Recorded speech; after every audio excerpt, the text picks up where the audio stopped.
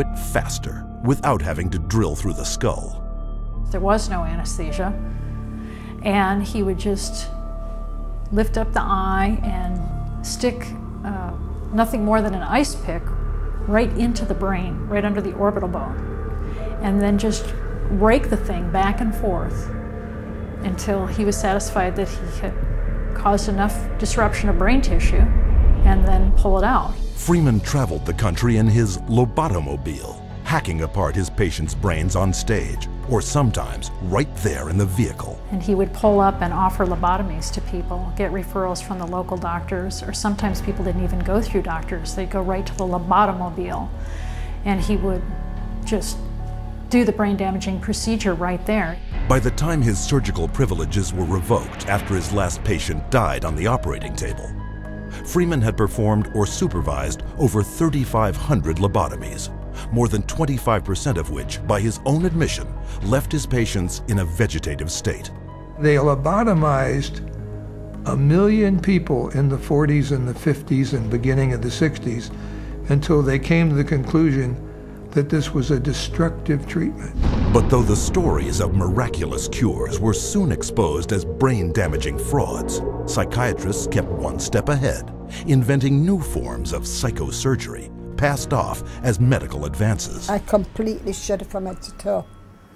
And that's what I heard in my head when he drilled something in my brain. Northwest, actually, of the centre hole. I'm sorry I had to do that. Yeah, why did you have to do that? I went, oh, funny and all. Did you? My head all shook inside. Oh dear. Oh, my head shook inside. Yes, all right. Everything shook, the eyes, everything, my teeth. Oh, that's wrong. That was grievous bodily harm done to my brain. And nobody has the right anyway to play God with somebody's brain. The whole operation took about 8.5 hours, and they kept me awake for every second of it, and I remember every second of it. And I still remember it to this day because I have this operation every day of my life. Whether I like it or not, I have it. Psychiatrists still tout the benefits of lobotomy, a treatment that earns them $31 million annually. But in the wake of lobotomy's tarnished reputation, psychiatrists were quick to push electroshock back into the spotlight. Renaming it electroconvulsive therapy, they now give patients anesthetics to squash their screams and paralyzing agents to avoid watching the writhing of agony. The main misconception that people have about ECT is that it's new and improved. The new and improved refers strictly to these cosmetic improvements because, in fact, they make it easier on the witnesses. The person isn't shaking all over the table. They're paralyzed now. It isn't new, it isn't improved, it is worse. Every 10 years or so there tends to be, first of all, a denial that it causes any harm. Secondly, an acknowledgement that it might have caused harm, but here's a whole new approach, and now this one is blameless, without any research to back it up. The ECT machine can produce anywhere from 50 to 400 volts. It's the kind of energy that we use for industrial machinery that might be in a steel mill or a printing press, some large piece of machinery. It's an extraordinary amount of energy, and it causes a great deal of damage. And while stories of prisoners physically mistreated with electroshock are well publicized, the amount of electricity doled out by psychiatrists for ECT is up to 33 times greater. And that damage is most often targeted at the most vulnerable. 2/3 of those who receive electroshock are women, given such diagnoses as premenstrual syndrome, menopausal disorder, or postpartum depression. Half of electroshock patients are elderly. Once they become eligible for government health care at age 65, 360% more American seniors receive ECT than at age 64. And what does this all add up to? 40,000 dead, and countless others so brain damaged they have no hope of ever recovering a normal life. For a total of $12 worth of electricity, psychiatrists in the United States alone rake in $5 billion. But the next miracle cure psychiatrists added to their arsenal made them more money than ever before, for it was faster, cheaper, and could turn every man, woman, and child into a patient for life.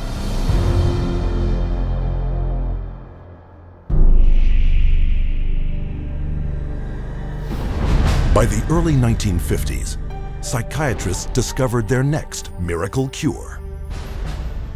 A chemical originally designed to kill parasites in pigs, their new discovery hindered brain function in much the same way as shoving an ice pick into the eye socket.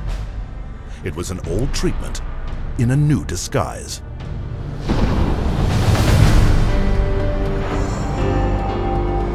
With the advent of these new tranquilizing drugs, it seems not too much to say that we're on the verge of an entirely new era in the treatment of mental illness.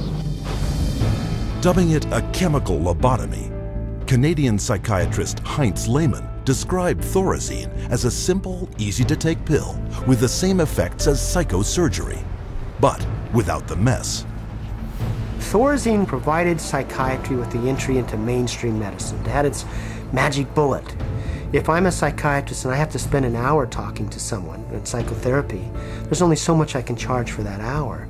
But if I can come in, give you a pill, and send you back out in 15 minutes or 10 minutes, that's a much more efficient use of my time monetarily.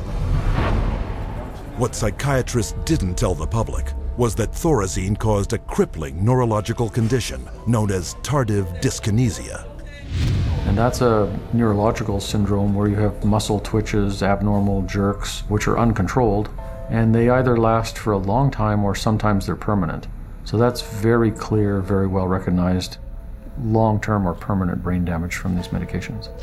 Mr. Blount has virtually no signs of his original illness now. The signs that the movements of his mouth are completely side effects of the drugs that he was on for 20 years. Mr. Blount is quite rational. He understands what's going on. And if you're patient, he can carry on a very rational conversation with you. Even when you remove the drug, it may still remain. It means you have caused a permanent disabling of the brain. In the late 50s, you get the first signs of it, people starting to worry about it. But it's not until the late 70s that psychiatrists start warning their patients about it, 20 years. Thorazine's manufacturer, SmithKline French, had good reason to keep a lid on the bad news. In the first year alone, SKF saw a 3,000% return on their original investment. With the public and the press kept in the dark about the severe and disabling side effects, prominent doctors and psychiatrists met in Puerto Rico to lay the groundwork for the expansion of psychiatric drugs far into the future. Psychiatrist Dr. Nathan Klein wrote this in the conference's final report. The present breadth of drug use may be almost trivial when we compare it to the possible number of chemical substances that will be available for the control of selective aspects of man's life in the year 2000. Dr. Klein spearheaded a movement flooding new psychiatric wonder drugs onto the global marketplace, backed by a massive publicity machine spending hundreds of millions of dollars.